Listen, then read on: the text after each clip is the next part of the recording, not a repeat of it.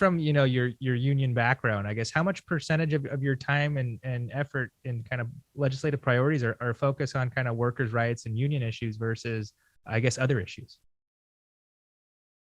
Well, I would say that, a good portion of my time, I don't know how to break it down, but it's really about working people's issues.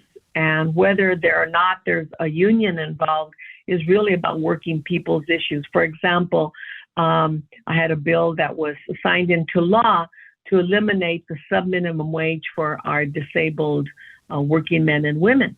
That was not a union issue, but it was an issue, in my opinion, about the dignity of work and what's the least that we should allow to that we should require to be paid to people who work. So there are many issues that are not particularly quote unquote union issues, but they are about the dignity of work and the opportunities we're giving to men and women to do better in their lives. I have a firm belief that the poverty in California is due in a big part to we're not paying adequate wages and salaries to working men and women. And I know that working men and women the families have to live like two families in an apartment. Well, that impacts those kids' ability to do better in school. It impacts whether or not they have connectivity, privacy issues, there's healthcare issues. There's all these things that go back to how are you doing in your job? Do you feel like you really can move forward, that you're going to do better in life instead of getting stuck in one job and at a low pay? That's just not good and healthy for everybody. So while some might, look at it as a union issue, I see it as the dignity of a working person's issue. Yeah, it's kind of been a interesting, I guess, year, a couple of months is that, a lot of, businesses need workers and, just people aren't coming back to work. And you're hearing from a lot of businesses that, they're down employees or it's very hard to find employees. Kind of coming from your background and kind of what you've known and what you've seen, kind of why do you think people aren't coming back to work as we expected them to? Well, I think it's probably a sense of,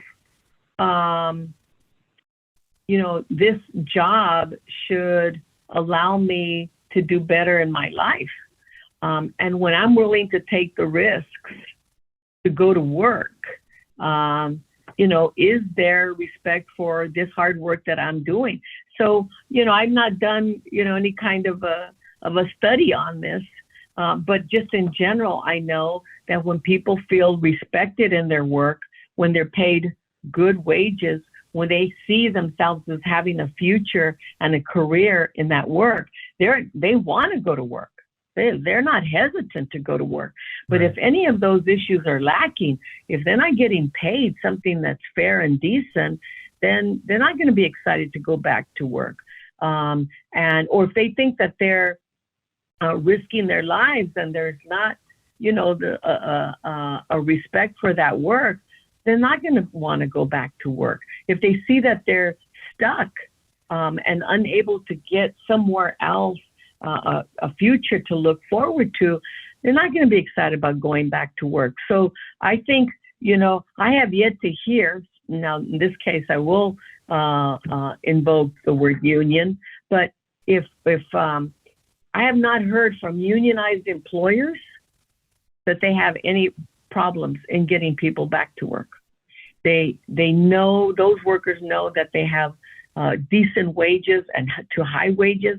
They have health care coverage. They have a pension plan. They have a voice in work.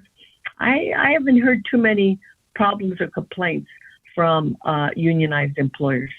Make sure you click the button below and subscribe and hit that notification bell so you can keep up with all our news and updates.